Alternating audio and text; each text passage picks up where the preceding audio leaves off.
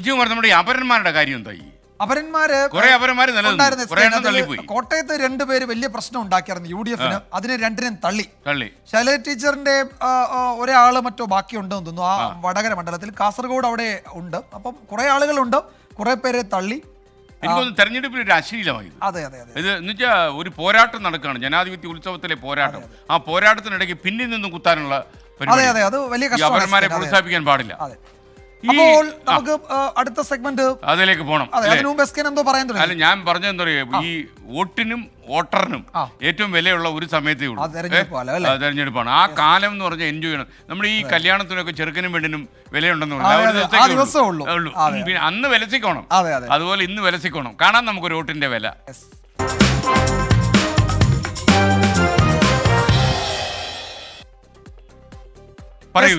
നമ്മളിപ്പോൾ പറയാൻ പോകുന്ന അപരന്മാരെ പറ്റി തന്നെയാണ്. അപരന്മാർ ജയവും തോൽവിയും നിർണയിച്ച നിരവധി തെരഞ്ഞെടുപ്പുകൾ ചരിത്രത്തിന്റെ ഭാഗമാണ്. ഇത്തവണയും അപരന്മാർ അങ്ങനെ നിറഞ്ഞാടുകയാണ്. എതിരാളികളുടെ വോട്ട് ചോർത്താനുള്ള ഈ കുറുക്കു വഴി തെരഞ്ഞെടുപ്പുകൾ ആരംഭിച്ച കാലം മുതലേ നമ്മുടെ നാട്ടിൽ പ്രചാരത്തിലുണ്ട്.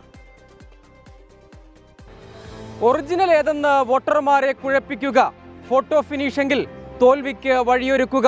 അപരന്മാരുടെ പാര അത്ര നിസ്സാരമല്ലെന്ന് തിരഞ്ഞെടുപ്പ് ചരിത്രം പറയുന്നു. 2004 ആലപ്പുഴയിൽ VM സുധീരൻ തോറ്റത് 1009 വോട്ടുകൾക്ക്. അന്ന് അപരൻ പെട്ടിയിലാക്കിയത് 8282 വോട്ടുകൾ. പേരിലെ സാമ്യം മാത്രമല്ല, അപരന് ലഭിച്ച ചിഹ്നവും സുധീരന് തിരിച്ചടിയായി. കൈപ്പത്തിക്ക് സമാനമെന്ന് തോന്നിപ്പിച്ച ഷട്ടിൽ കോക്ക് ചിഹ്നം കൂടുതൽ വോട്ട് സമാഹരിക്കാൻ അപരനെ സഹായിച്ചു.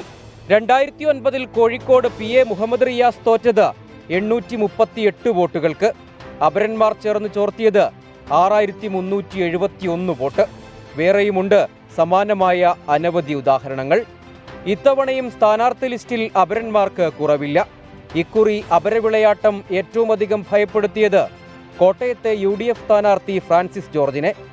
സ്ഥാനാർത്ഥിയുടെ പാർട്ടിയായ കേരള കോൺഗ്രസിന് അംഗീകൃത തിരഞ്ഞെടുപ്പ് ചിഹ്നം ഇല്ലെന്നതായിരുന്നു പ്രധാന വെല്ലുവിളി. എന്നാൽ രണ്ട് അപരന്മാരുടെയും പത്രിക തള്ളിയതോടെ ആശ്വാസം. പാലക്കാട് LDF സ്ഥാനാർത്ഥി A വിജയരാഘവന്റെ അപരനും തിരിച്ചടി നേരിട്ടു. അവർക്ക് 3 കിട്ടിയിടുന്നതിന്റെ സങ്കടം. അതെ, അത് 4 5 ആക്കാമായിരുന്നായിരിക്കും. എന്ത് പറ്റിയെന്ന് അറിയില്ല കേട്ടോ. അത് ചുരുങ്ങിപ്പോയി ഇവിടെ കിടന്നു. കാരണം അവർക്ക് 5 10 ആക്കാമായിരുന്നു.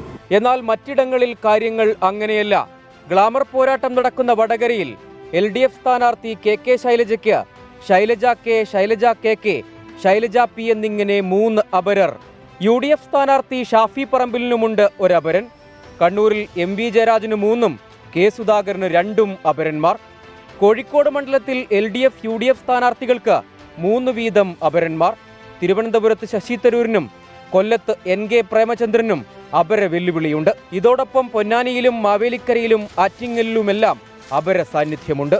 പത്രിക തയ്യാറാക്കുന്നത് മുതൽ കെട്ടിവെക്കാനുള്ള പണം വരെ നൽകി അപരന്മാരെ നിയോഗിക്കുന്നത് പ്രധാന മുന്നണികൾ തന്നെ. ഒരുതരം പറ്റിക്കൽ അടവ്. സാധ്യതകളുടെ കലയാണല്ലോ രാഷ്ട്രീയം. പ്രജ്വൽ സുരേഷിനൊപ്പം സജോ ദേവസ്യാം, 24 കണ്ണൂർ.